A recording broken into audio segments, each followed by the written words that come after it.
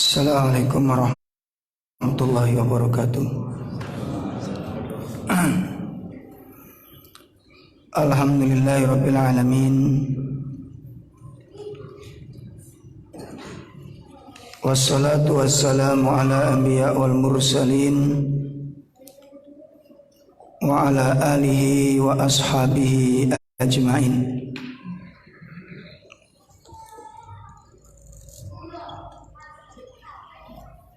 Asyhadu an la ilaha illallah wahdahu la syarikalah wa asyhadu anna Muhammadan abduhu wa rasuluh. Ya ayyuhalladzina amanu taqullaha haqqa tuqatih wa la tamutunna illa wa antum muslimun. Ya ayyuhan nasu taqu rabbakumul ladzi khalaqakum min nafsin wahidah wa khalaqa minha zawjaha wa batha minhuma rijalan katsiran wa nisaa'a wattaqullaha alladzi tasaaluna bihi wal arham innallaha kana 'alaikum raqiba. Ya ayyuhalladzina amanu taqullaha wa qulu qawlan sadida yuslih lakum a'malakum wa yaghfir lakum dhunubakum wa man yuti'illaha wa rasulahu faqad faza fawzan 'azima. I'lamu anna asdaqal hadits kitabullah wa khairal hadi hadi Muhammadin sallallahu alaihi wasallam wa syarrul umur muhdatsatuha wa kullu muhdatsatin bid'ah wa kullu bid'atin dhalalah wa kullu dhalalatin finnar. Ikhwatul iman, bapak-bapak serta ibu-ibu yang semoga kita semuanya dijaga dan diselamatkan Allah Subhanahu wa taala. Pertama, kita bersyukur kepada Allah Subhanahu wa taala yang mana pada sore ini, pada malam ini Allah mempertemukan kita dalam pertemuan yang mulia insyaallah. Mudah-mudahan pertemuan ini menjadi pertemuan yang dirahmati oleh Allah Subhanahu wa taala. Dan mudah-mudahan majelis yang kita adakan menjadi majelis yang diberkahi oleh Allah Subhanahu wa taala. Amin. Akhwatul iman rahimani wa rahimakumullah. Menindaklanjuti tentang ahamiyatu dakwah, pentingnya dakwah, bahwa dakwah ini merupakan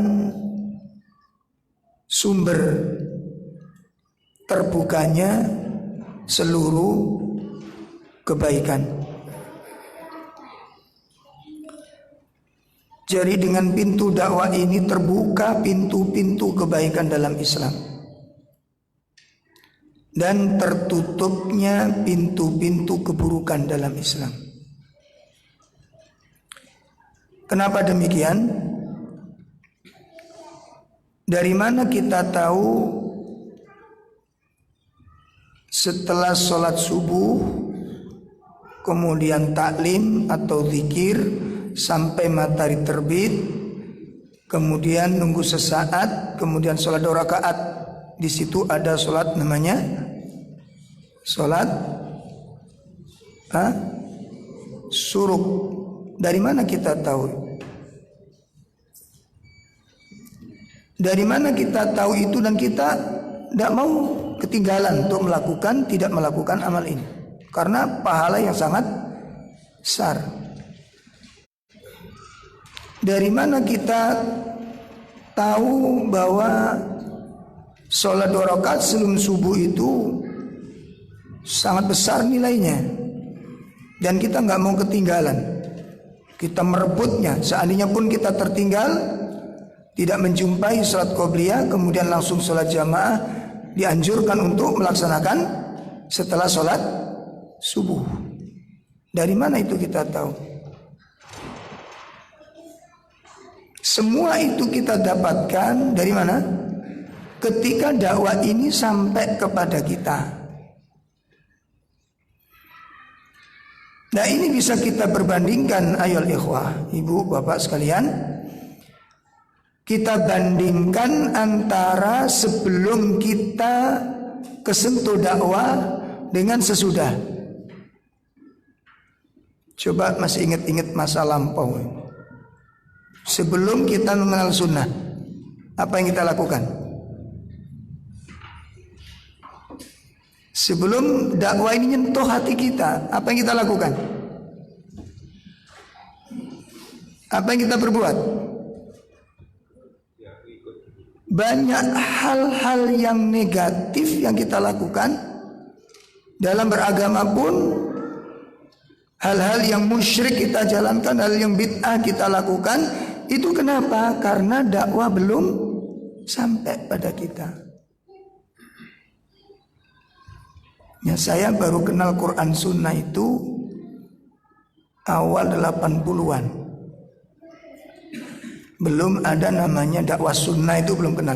Taunya Quran hadis itu dulu. Itu tahun 90-an, 80. 80 langsung mengenal yang namanya Al-Islam. Jadi Al-Islam ini manhajnya itu seperti LDII.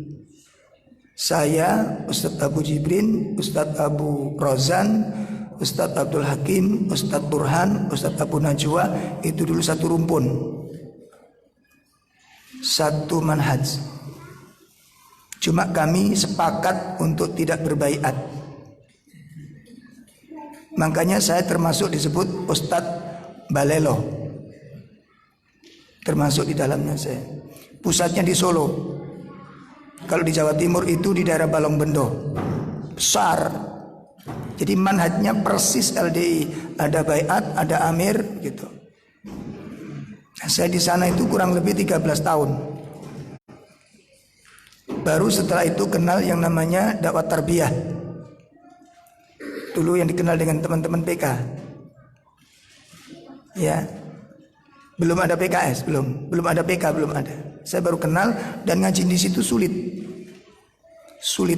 Jadi nggak sembarangan ngaji di situ.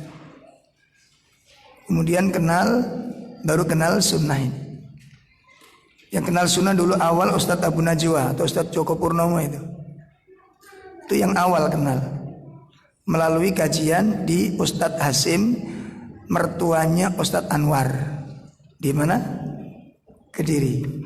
Lah Ustadz Aun ngajar di sana. Nah, itu baru mulai mengenal. Baru kemudian kenal Al-Sofa, kenal mana? Yang buku-buku Buletin An-Nur dari As-Sofa dulu. Nah, itu baru kita kenal apa ini. Mana kita pertama perang dengan Al-Furqan dulu. Wong kita sudah menjauhi bid'ah, kok sedih bid'ah noy. Kita sudah menjauhi bid'ah, kita dibenci masyarakat, kita diteror masyarakat. Itu karena meninggalkan bid'ah. Itu sama teman-teman dari Al-Furqan itu di bid'ah noy gitu. Jadi kita marah waktu itu. Tapi waktu marah diskusi nggak pernah menang kita. Karena kalahnya dengan dalil. Kita kalah dalil. Alhamdulillah dengan belajar akhirnya Jawa Timur mengadakan daurah. Ustadz Abu Ihsan pertama kali diundang di Masjid Telkom. Mana itu At-Takhobar ya. Itu pertama kali waktu ada Ittiba'us Sunnah Surabaya. Awal-awal Ittiba'us Sunnah. Nah, itu baru awal mulai menyebar. Merubah kita. Dari mana perubahan itu dimulai? Dari mana? Ketika dakwah ini menyebar. Ketika dakwah ini dikembangkan, ketika dakwah ini disampaikan,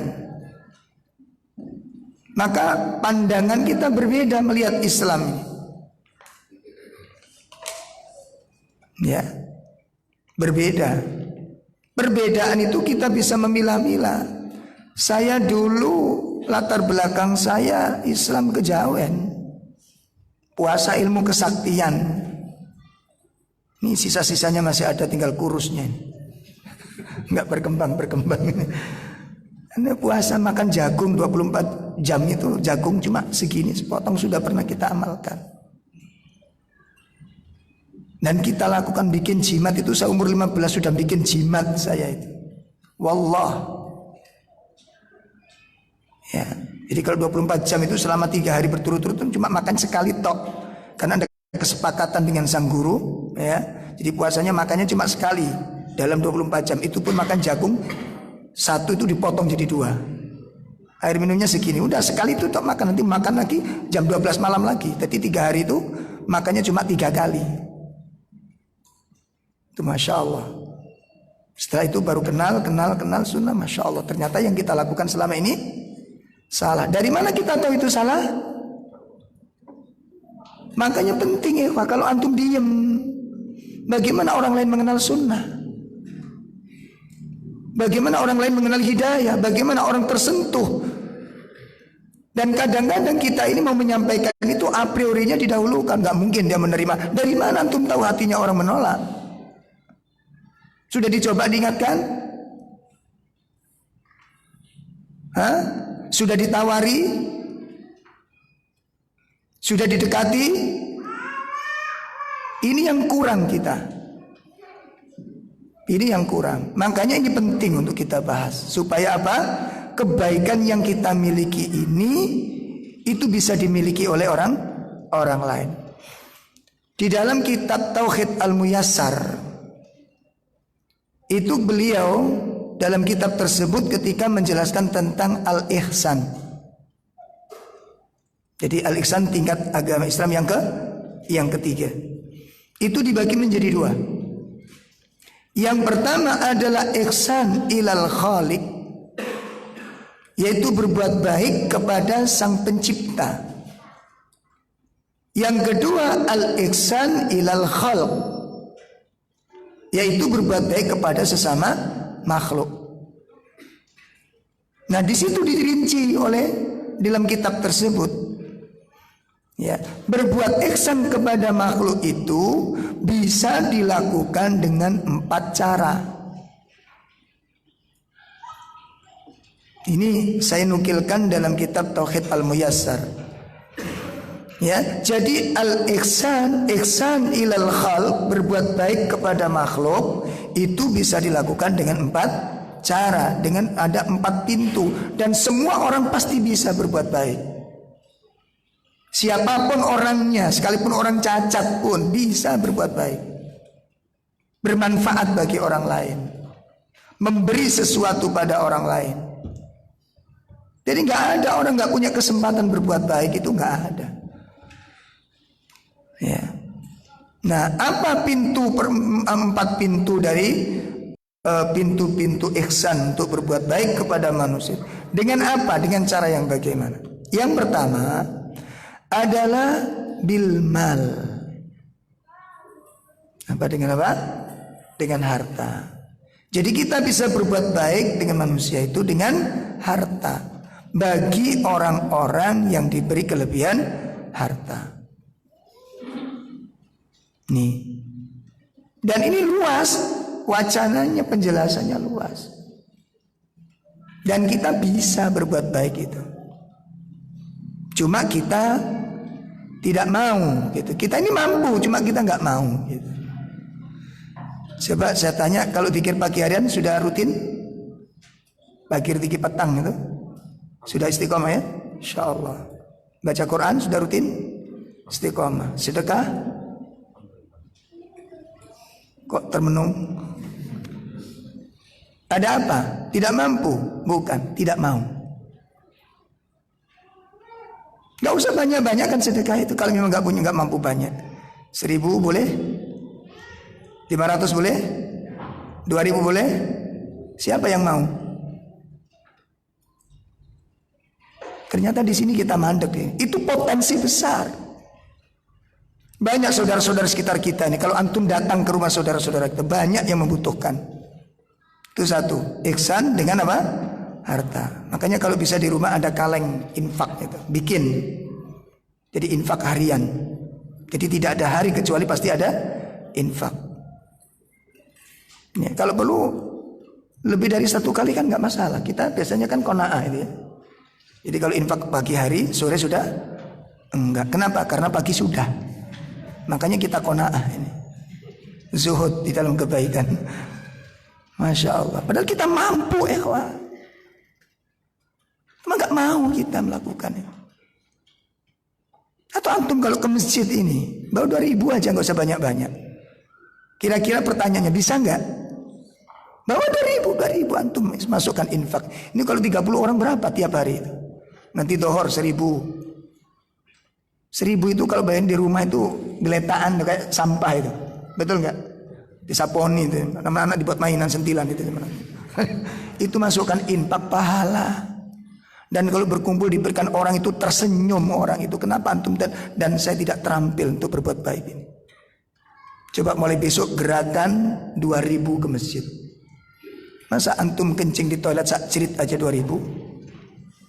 Betul? Walaupun cuma kecil, cerit 2.000 itu. Saya itu pernah kena diare waktu ada pertemuan Syekh di Bogor itu. Kena diare, istirahat di Pasar Senen. Masya Allah, bolak-balik. Itu yang punya toilet nggak punya perasaan. Mestinya kan tahu kalau sudah bolak-balik. Tanya juga, kenapa mas sakit perut? Iya mas, iya. Ya mestinya kan dikasih rukhsah lah gitu kan. Nggak dikasih sama sekali, diskon itu enggak. Jadi sekali mencret itu ya 2.000. Itu nggak kena dihitung itu sampai berapa kali itu. Itu kalau kita masukkan infak, coba antum buat infak gitu. Kita punya forum peduli umat tuh, masya Allah. Ikhwan-ikhwan kita yang kajian banyak yang membutuhkan. Ya. Dan ibu-ibu itu banyak yang janda-janda itu. Antum kan nggak bisa nolong untuk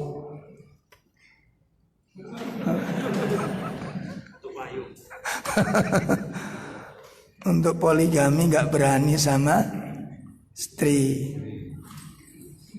Bukan nggak diizinkan, bukan nggak berani. Baik, jadi itu kalau bisa saya usulkan antum buat program ini untuk mewujudkan ilmu yang pertama, ihsan kepada sesama manusia melalui apa? Harta. Nggak bisa banyak, sedikit. Wong kita nggak dituntut mesti banyak. Ini kalau bisa optimal, luar biasa dahsyatnya ini. Ya, luar biasa ini. Bisa dimulai ini. Bikin kaleng kecil di rumah 2.000, 1.000, nggak usah banyak-banyak, tapi istiqomah. Nanti siang lagi 2.000, ada 500 masukin lagi.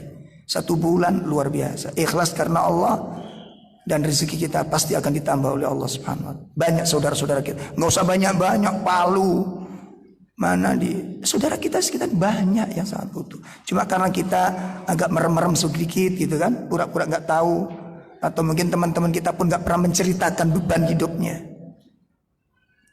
Coba datang ke rumah-rumah ini, akan kita temukan beban-beban yang berada dari saudara-saudara kita ini. Dan gak benar kalau kemudian kita melimpah ruah, ada saudara kita, jamaah kita yang kekurangan. Ya, gak benar ini kedoliman. Dolim apa enggak ini? Dolim gak kira-kira? Dolim. Ya, maka dianjurkan ini kalau bisa mulai besok, nggak usah ditunda-tunda, mulai besok. Cari kaleng rokok, jangan cari rokoknya. Ya, bikin di rumah, pasang sudah 2 kaleng kalau perlu. Untuk masjid, untuk infak sosial dan dakwah. Itu kaya antum nanti. Ya mudah-mudahan diberi kekuatan oleh Allah Subhanahu wa taala. Bulan depan saya tanyakan ini. Iya, kalau nggak begini nggak jalan nanti. Coba infak kita kan nggak jalan itu. Kadang-kadang Jumat aja kita pakai tasbih, subhanallah itu. Bukan infak tapi sedekah. Yang satunya lagi nggak pakai infak lagi, alhamdulillah gitu. Yang ketiga, wala ilaha illallah. Yang terakhir, Allahu Akbar. Tapi nggak ada uang yang masuk gitu. Infak. Itu yang pertama, ihsan kepada manusia dengan harta. Yang kedua, ihsan kepada manusia itu bil jahi, dengan kekuasaan. Ya, apabila antum, bapak-bapak, ibu-ibu, ada yang ditakdirkan Allah menjadi orang yang punya jabatan, mungkin jadi majikan, manfaatkan. Karena ucapan seorang majikan itu pengaruhnya besar. Saya punya teman dulu di Sidokari itu, masya Allah, punya pembantu, tapi luar biasa. Jadi kalau waktunya kajian-kajian begitu, itu pembantunya suruh berhenti kerja, ngaji katanya.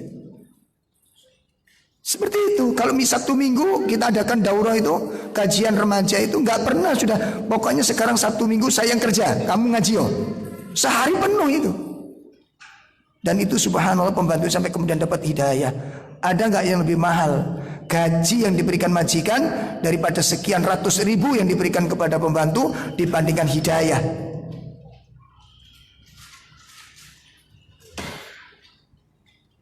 Apa tidak ingin kita ini menjadi pelopor-pelopor hidayah? Tidak inginkah kita mendapatkan pantulan-pantulan pahala yang hebat? Di setiap orang baca Quran kita dapat pahala, setiap orang sholat kita dapat. Kenapa? Dia dapat hidayah lantaran kita. Ya, ingin nggak kita mendapatkan curahan-curahan? Jadi kita mendapatkan pahala MLM itu ya, MLM. Insya Allah sebagaimana yang disebutkan oleh Nabi Sallallahu Alaihi Wasallam, man dalla ala khairin falahu mithlu ajrin fa'ilih. Barang siapa yang menunjukkan kebaikan, maka orang tersebut akan mendapatkan pahala seperti orang yang mengamalkannya, tidak dikurangi sedikit pun. Tidak dikurangi sedikit pun. Jadi kalau orang dapat hidayah itu dia sholat sunnah, dia sholat jamaah, antum dapat pahalanya itu utuh. Itu kalau satu orang. Kemudian orang ini mengajak orang lain, subhanallah, antum dapatkan pahala berapa? Tidak ingin dapat begitu? Ingin apa enggak? Kalau ingin bulan depan ngajak orang satu dibawa ke sini, bisa? Ngajak satu orang aja, nggak usah dua orang. Tapi ya antum jangan ngajak dia, jangan. Ikut ngaji, cari orang-orang tetangga, kerabat, teman yang belum kenal sunnah, ajak ke sini. Jangan diam. Ya. Jadi bapak-bapak yang punya jabatan itu pengaruhnya besar nanti. Kemudian yang ketiga adalah ihsan bil badani, yaitu dengan anggota badan, dengan tenaga. Berbuat baik kepada orang lain dengan tenaga. Banyak kita bisa lakukan ini. Seperti antum kalau masuk masjid, pastikan areal masjid itu bersih dari sampah. Ada gelas satu, ambil untuk sampah. Walaupun antum bukan marbot, antum bukan Pak Bon di sini. Lihat sesuatu yang kotor, ambil. Jangan sampai habis pengajian bungkusnya roti taruh di bawah karpet. Enggak benar ini. Ya, bersihkan dengan anggota badan. Kita lakukan dengan anggota badan, bantu orang lain. Itu luar biasa. Itu yang ketiga. Yang keempat, ini yang paling utama, yaitu ihsan kepada manusia bil ilmi, yaitu dengan ilmu. Itu masya Allah. Nah, ikhwatul iman rahimani wa rahimakumullah, maka dari sini orang dakwah tersebar. Ya, hidup ini diberkahi oleh Allah Subhanahu wa taala. Apa itu al-berkah? Al-barakah itu adalah ziyadatul khair, berkembangnya kebaikan. Nah, bagaimana kebaikan itu bisa berkembang kalau tidak disampaikan? Ya, dari mana sunnah berkembang? Dari mana tauhid berkembang? Dari mana Al-Quran berkembang? Kalau tidak disampaikan. Kalau nggak ada dakwah, kita nggak kenal sunnah sekarang. Benar nggak kenal sunnah kita? Karena dai-dai berkembang, kemudian para asatid mengajarkan ilmunya kepada kita. Maka sampai ilmu itu kepada kita. Soal proses nanti dalam penerimaan ilmu, nanti ada peperangan batin di sana. Karena kita sebelumnya sudah punya keyakinan. Maka itu nanti kita terangkan pada pertemuan-pertemuan datang nantinya. Pada penjelasan-penjelasan bagaimana kita menjelaskan, memperbaiki keislaman orang Islam ini. Kan dakwah kita sekarang begitu. Saya kurang setuju kalau mengislamkan umat. Kalau mengislamkan berarti apa? Hah? Belum Islam dia. Mengislamkan umat Islam ini nggak pas kalimat ini, kalimat ekstrim ini. Memperbaiki keislaman saudara-saudara Islam kita. Kenapa? Karena banyak yang kacau. Islamnya banyak yang ternodai, keislamannya banyak terkontaminasi dengan ajaran-ajaran yang tidak benar. Nah itu bagaimana kita menghadapi orang seperti ini? Makanya kita sudah coba metode langsung saklek begitu, blast bid'ah, ternyata muntah mereka. Marah besar. Kasus di beberapa tempat kita sampai stay ali kan gara-gara satu lembar itu. Iya kan? Gara-gara satu lembar ditulis dengan penuh keberanian, Masya Allah. Makanya dakwah bukan hanya keberanian, tapi kemaslahatan. Disampaikan itu nggak benar, cuma caranya. Mari kita lihat dakwah Nabi SAW. Nanti akan kita bacakan dalam kitab ini sangat bagus sekali. Bagaimana Nabi menghadapi kesalahan-kesalahan orang yang berbagai macam latar belakang. Sahabat salah, orang Arbadui salah, remaja salah, anak kecil salah, orang tua salah, perempuan salah. Ini caranya beda-beda, tapi tetap ditegakkan hujjah di situ. Kebenaran disampaikan, kebatilan dijelaskan, tapi dengan cara yang sangat menarik. Itu. Ini sambil kisah sedikit ya. Nanti antum bisa mencerna ini. Ini manfaatnya besar saya.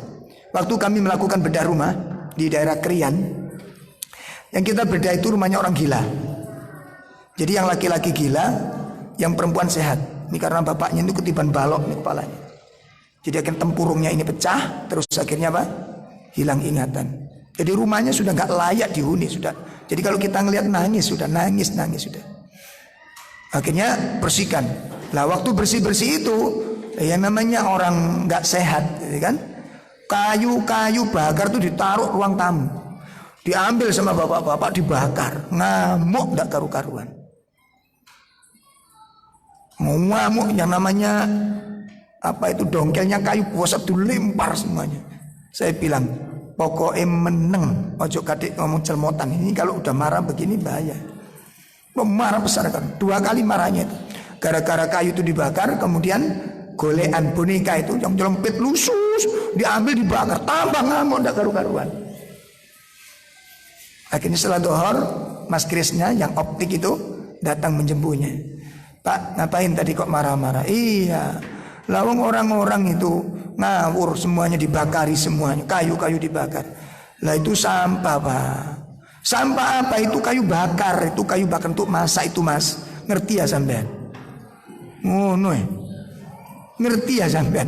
Jadi koncoku iya gak ngerti. Itu kayu bakar tak kumpulkan. Kenapa kok tak kumpulkan? Karena istriku masaknya dengan kayu, tidak dengan kompor. Ngerti ya sampean? Nek ngene iki gak sok masak yo apa sampean? Kedap-kedip.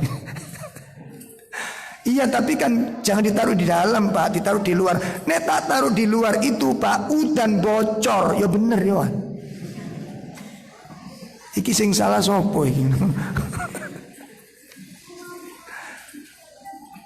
Jadi menurut kita itu sampah. Bener memang sampah, tapi menurut dia itu barang berharga.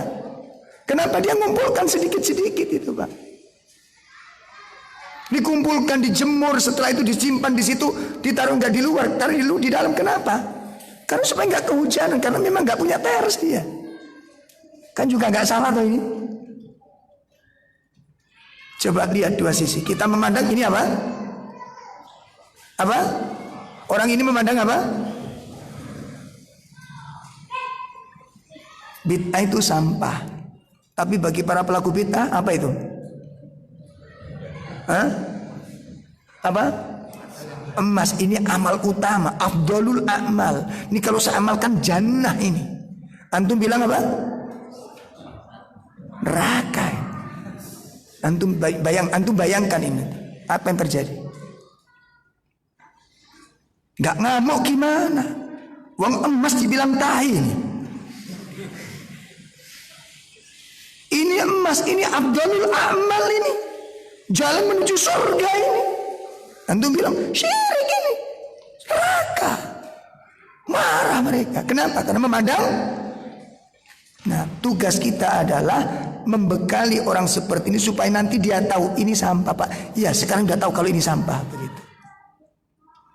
Itu tugas antum, menerangkan dengan ketelatenan dan kesabaran antum. Dan mereka meyakini bagian ajaran Islam, bukan ajaran Kristen. Paham ini? Saya dulu pelakunya, Pak, soalnya. Jalani itu semua. Latar belakang saya Kejawen. Ya plus Nusantara lah sekarang. Kalau sekarang Nusantara. Saya dulu besarkan di situ, di pondok seperti itu. Jadi kalau dengar begitu marah saya. Wong ada teman saya ikut kajian LD itu, ternyata yang benar tuh kalau baca Al-Quran itu kalau sholat nggak pakai Bismillah, sama ini kesesat. Saya bilang begitu. Kenapa keyakinan saya Bismillah itu bagian Quran, kenapa dipisah? Akal yang saya pakai bukan dalil. Begitu Quran Ustadz saya subhanallah sangat bijaksana. Jadi saya sendiri tiap malam Jumat ya rutin ya, nggak usah saya sebutkan lah. Antum juga pernah kayaknya. Rutin saya. Jadi imam saya itu di situ. Imami acara ritual itu. Nah, kalau saya ngaji, kenal saya dulu dengan muridnya Ustadz Subroto Pondok Al-Fatah itu muridnya nikah dapat tetangga anak. Kemudian kenal diajari tentang sunnah. Oh, kok terlambat Mas Rauf gitu. Nggih Ustadz, ada acara ritual, ada acara ini. Oh ikut ya, nggih. Rutin, nggih. Oh ya, enggak apa-apa. Begitu Ustadznya. Oh enggak apa-apa ini. Diajari, tapi waktu ngaji ini ilmu terus ilmu. Ada enggak ilmunya? Coba cari. Nanti kalau ada kita amalkan. Kalau nggak ada cari terus. Sudah dipastikan sampai kiamat nggak ketemu dalilnya. Itu masuk ke dalam pikiran. Akhirnya mikir, iya ada ilmunya nggak ini. Setiap saya tanya ke Ustadz, nggak usah dibahas. Kok jawabannya bukan dibahas? Nggak usah direken itu. Kok nggak direken? Ini pertanyaannya ada dalil nggak dijawab. Itu timbul pertanyaan terus berkembang sampai akhirnya harus berhenti. Nggak ada dalilnya. Nah. Ada pertanyaan masuk ke saya, Ustaz, saya hamil, ada ibu-ibu hamil, kira-kira surat apa yang harus dibaca untuk surat hamil orang hamil ini? Ini biasanya kami melakukan di rumah itu surat Yusuf. Undangan laki-laki baca surat, undang perempuan baca surat Maryam. Jadi ada 2 surat ini. Jadi undangan laki-laki bapak-bapak bagian baca surat Yusuf, nanti undangan ibu-ibu bagian baca surat Maryam. Antum bilang langsung bid'ah, ngamuk dia. Wong Quran kok jelek gitu. Sampaikan, diajak berpikir. Biasanya baca surat apa ibu? Surat Yusuf. Kenapa kok mesti surat Yusuf? Ya katanya orang-orang sih supaya anaknya ganteng. Lah mendelok bapak itu bu. Kan gitu kan? Lah bapak yang ganteng apa? Elek. Nek bapak elek, ibu elek. Sampeyan macakno surat Yusuf sampai nguntuk lambemu, tetep elek. Kan gitu kan?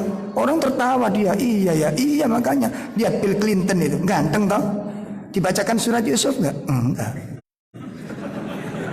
Saya yakin Bill Clinton enggak dibacakan surat, tapi ganteng toh, ganteng. Jadi soal ganteng jelek itu nggak ada hubungannya dengan surat Yusuf. Delok bapak yang ibu gitu. Tak bilangin anak saya itu ganteng-ganteng, tak tidak bisa bacakan surat Yusuf. Kenapa? Bapak yang ganteng.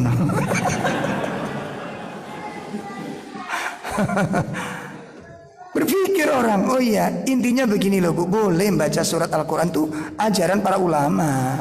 Jadi pada saat hamil itu dianjurkan untuk banyak baca Quran. Cuma mungkin orang-orang dulu itu males nih mau Quran, dikai gambaran, bocah yang ganteng mau surat. Nah ketok anak yang ganteng seneng gitu loh. Akhirnya dia baca. Sebenarnya bukan di situnya gitu. Itu namanya para ulama mengatakan tafaul. Dengan baca Quran itu berharap anaknya itu menjadi anak-anak yang solih. Sehingga ibu boleh membaca surat Al-Baqarah Jadi kalau dihubung-hubungkan nanti surat Yusuf ganteng kayak Yusuf. Nah kalau bacakan surat Al-Baqarah, anakmu kayak sapi ngono. Kan enggak toh. Nanti bacakan surat Al-Waqiah, anak kiamat. Bacakan surat Al-Jin, balik-balik hilang nanti. Oh ini mungkin waktu hamilnya dibacakan surat Al-Jin ini. Kan enggak toh. Boleh, intinya boleh gitu loh. Jadi nggak usah takut kalau waktu hamil. Oh nggak usah takut baca Al-Ankabut ini. Ya, nanti anak saya penean nanti. Nggak ada hubungannya itu, nggak ada hubungannya. Cuma dianjurkan oleh para ulama, dianjurkan untuk baca Al-Quran. Surat apa saja boleh, dan tidak harus waktu hamil keempat. Mulai hamil itu baca Quran. Bahkan tidak hamil pun dianjurkan baca Quran. Masa baca Quran ngenteni hamil? Enggak.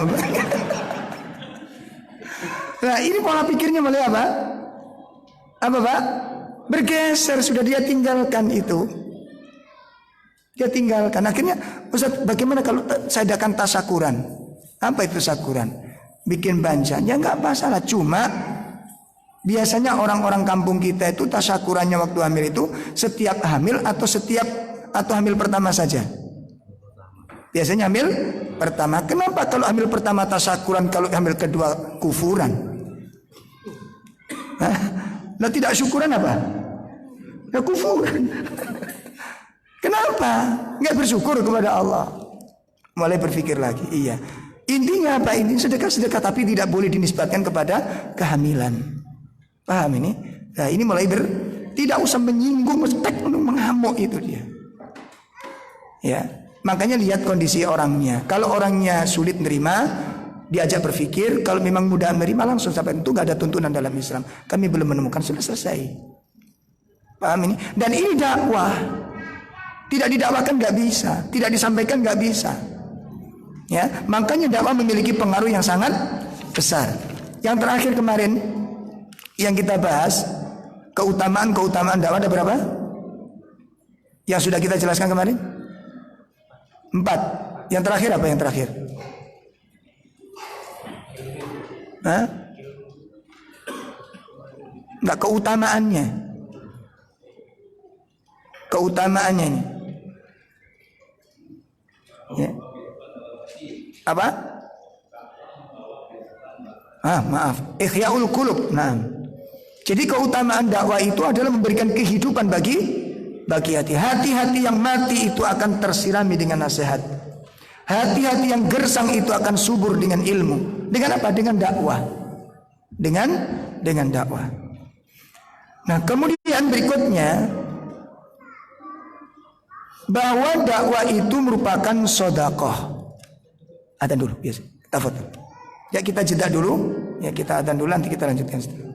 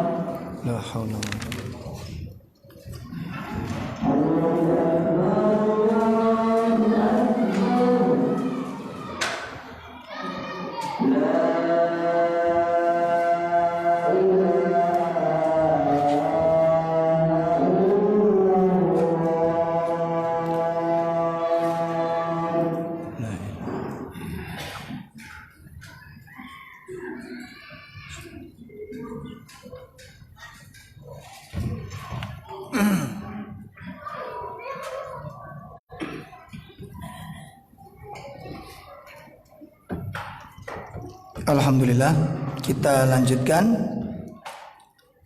Jadi poin yang kelima, bahwa al-amr ma'ruf nahi munkar wa shadaqah.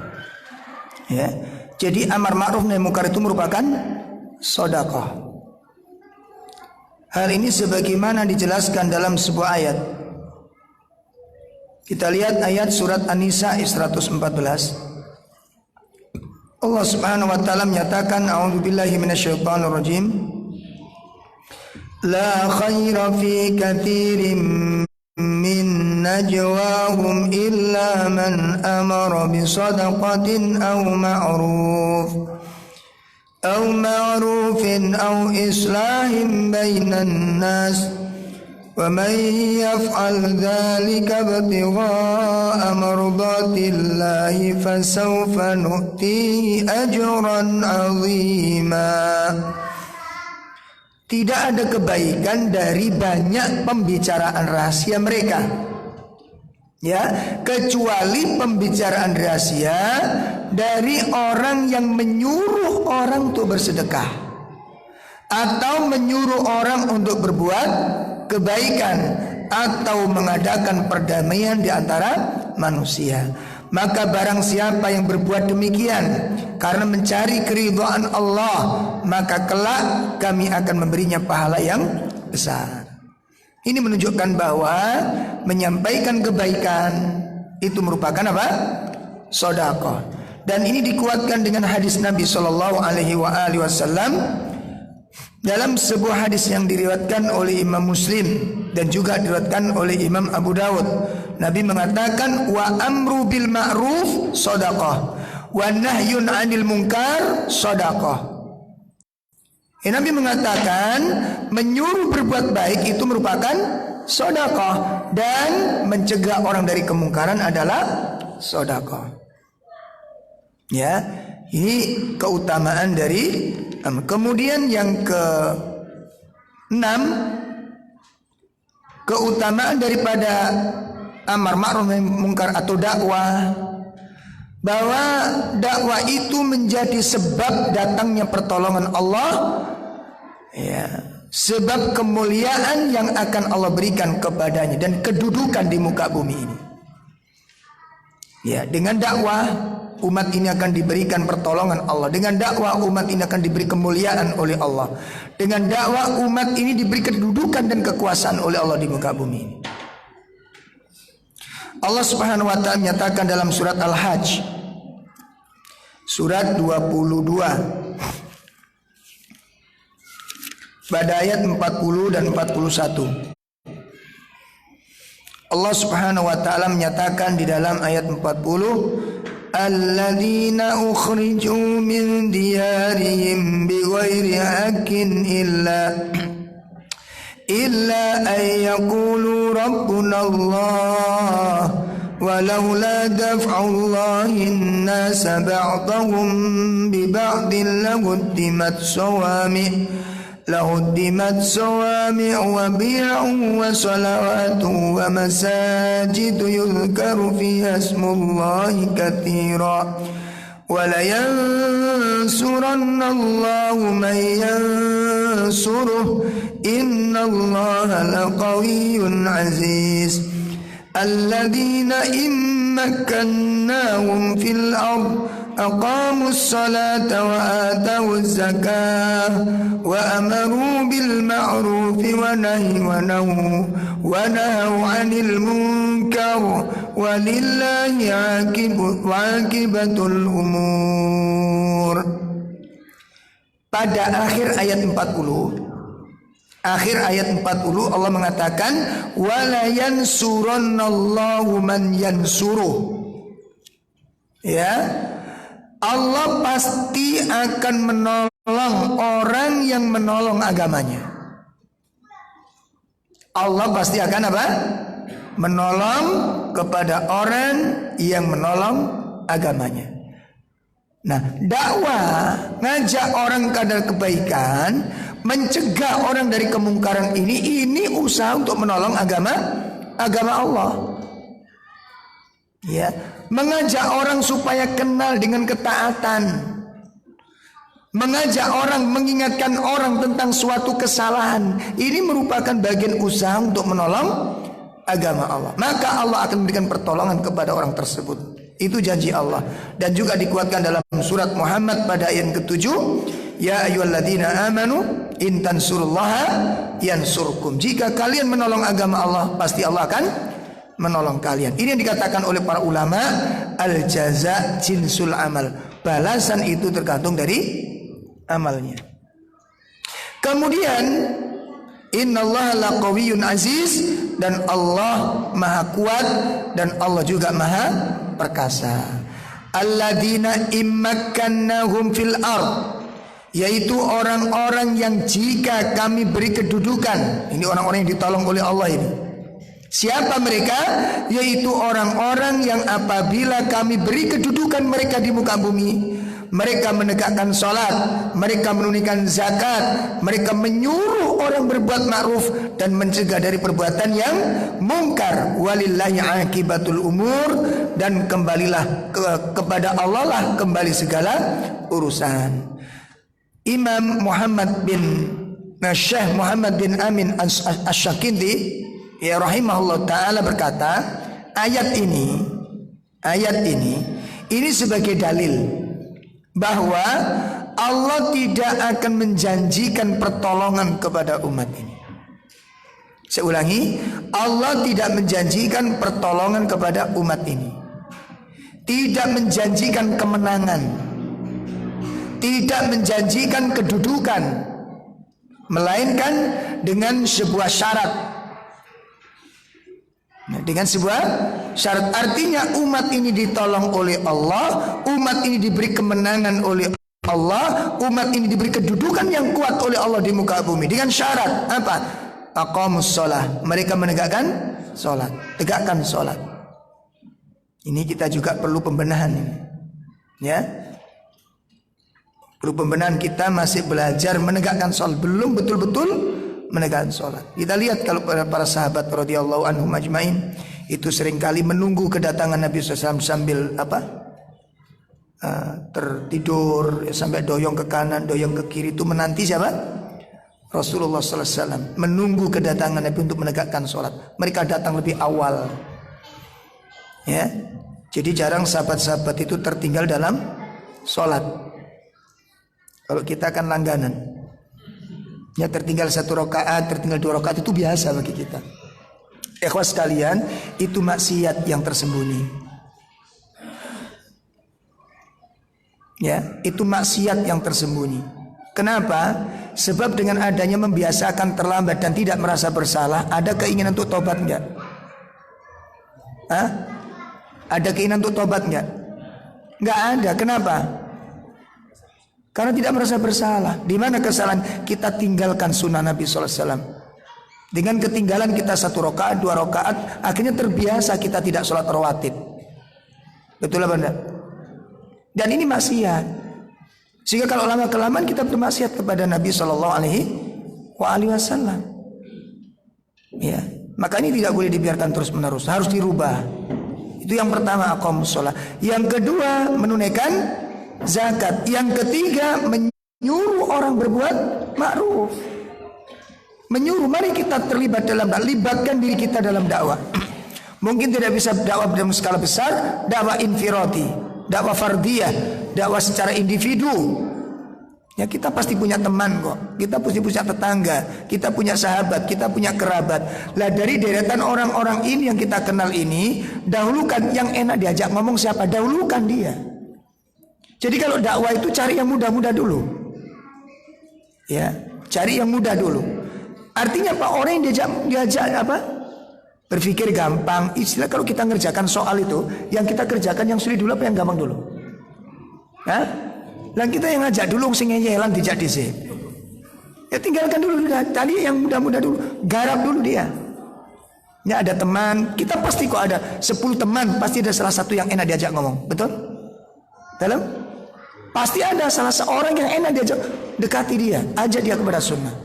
Kerabat juga begitu, ada kerabat, sekian kerabat, mana yang paling enak, dekati dia. Jadi kita sudah jelas, ya, keikutsertaan kita kepada dakwah, keterlibatan kita terhadap dakwah ini. Makanya untuk kajian malam ini saya kasih 2 PR. Masih ingat nggak? Ini memang mesti ya lali ini sampean. Belum pulang udah lapar. PR pertama apa tadi? Infak harian. Tolong infak harian. Yang kedua, ngajak 1 orang. Ini kok 3 bulan nggak muat ini. Coba 1 orang dapat 1 orang, masya Allah. Dibiasakan ini. Jadi jangan salah, kita diem itu salah. Makanya lebih saya tadi kritisi sih waktu khutbah Jumat itu. Kadang-kadang kita belum mengajak, kita belum mendekati, sudah menjustis. Dia itu ahli bid'ah, dia itu ahli maksiat. Pernah diajak enggak? Ya. Jadi kalau kita menghukumi orang tanpa mengajak, boleh enggak dalam Islam ini? Boleh enggak? Akidah Ahlussunnah tidak boleh menjustis seorang sebelum iqamatul hujjah. Walaupun dia melakukan betul-betul kemungkaran itu, nggak boleh sebelum ada iqamatul hujjah. Sampaikan dulu hujjah dulu, sampaikan dulu. Kenapa kok itu didahulukan? Karena bisa jadi dengan penyampaian itu orang berubah. Bisa jadi, gitu loh. Makanya nggak boleh itu kafir, sudah belum disampaikan. Nggak boleh kita tergesa-gesa menghukumi seorang. Kita belum mencoba mengingatkannya.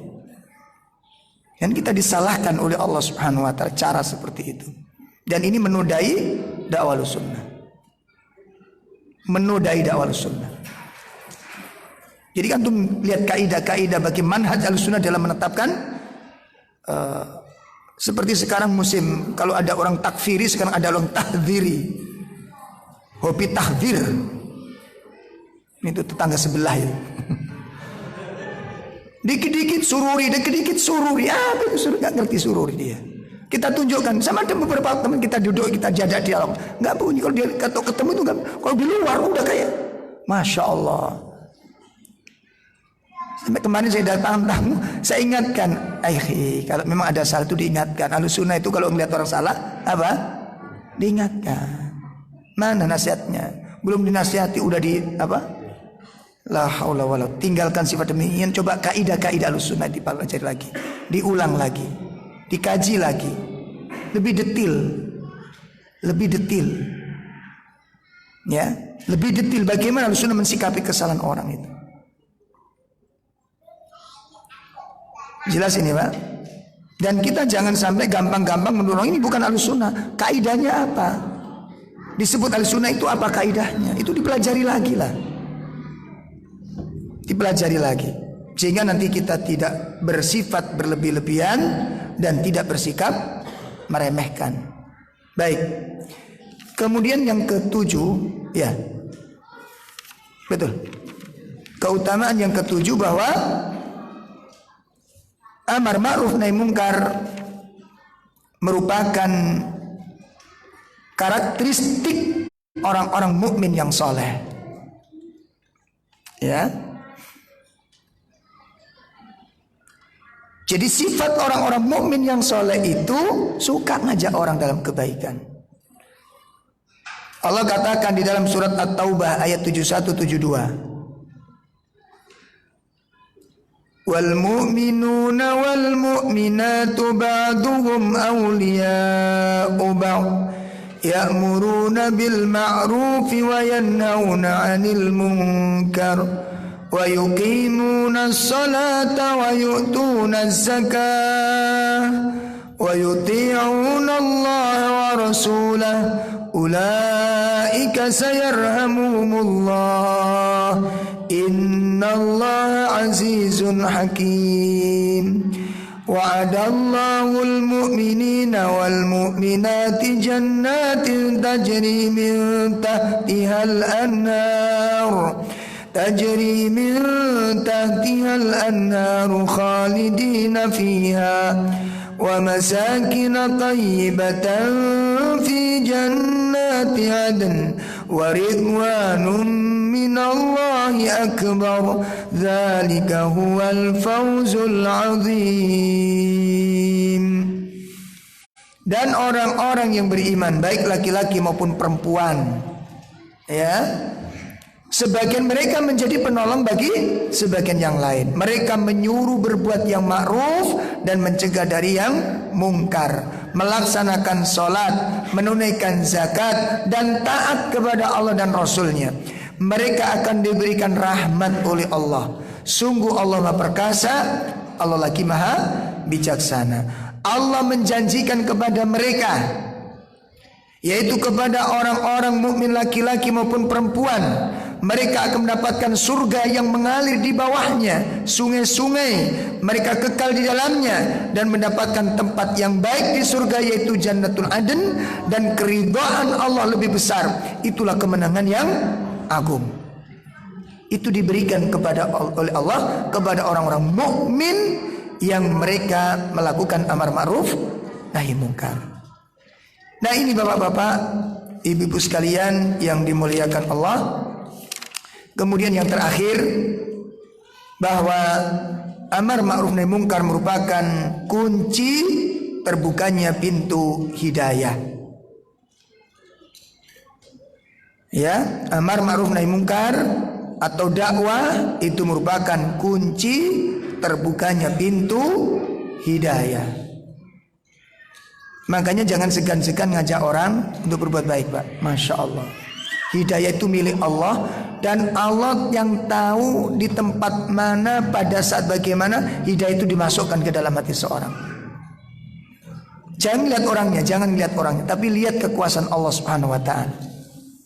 Ya, maka inilah keutamaan-keutamaan dari dakwah, keutamaan-keutamaan dari amar ma'ruf nahi mungkar. Insyaallah untuk bulan depan kita akan bahas tentang apabila amar ma'ruf nahi mungkar ditinggalkan. Ya, apabila amar ma'ruf nahi mungkar ditinggalkan, apabila dakwah itu ditinggalkan, apa yang terjadi pada umat, insyaallah akan kita bahas pada pertemuan yang akan datang. Ada pertanyaan? Baik, kalau memang tidak ada pertanyaan. Masya Allah, semangat sekali antum soal kaleng ini. Insyaallah. Baik, kalau memang tidak ada pertanyaan dulu, ini masih muqaddimah dari kitab Muqawimat. Sebab yang akan kita bahas nanti kitab Muqawimatnya ini. Ini belum kita bahas, ya, belum kita bahas. Ini kasih untuk pembuka dalam pembahasan, karena pentingnya dakwah dan amar ma'ruf. Jadi jangan sekali-kali kita meremehkan amar ma'ruf. Baik, kalau memang tidak ada pertanyaan, kita cukupkan sampai di sini dulu. Apabila ada hal-hal yang keliru, yang khilaf, semoga Allah Ta'ala mengampuni dosa-dosa kami, dan atas kekhilafannya semoga Allah Ta'ala mengampuni kami, dan kemudian menjadikan amal ini menjadi amal yang diterima oleh Allah Subhanahu wa Ta'ala. Sallallahu ala nabiyyina Muhammad, subhanakallahumma bihamdika, asyhadu an la ilaha illa anta, astaghfiruka wa atubu ilaik. Assalamualaikum warahmatullahi wabarakatuh.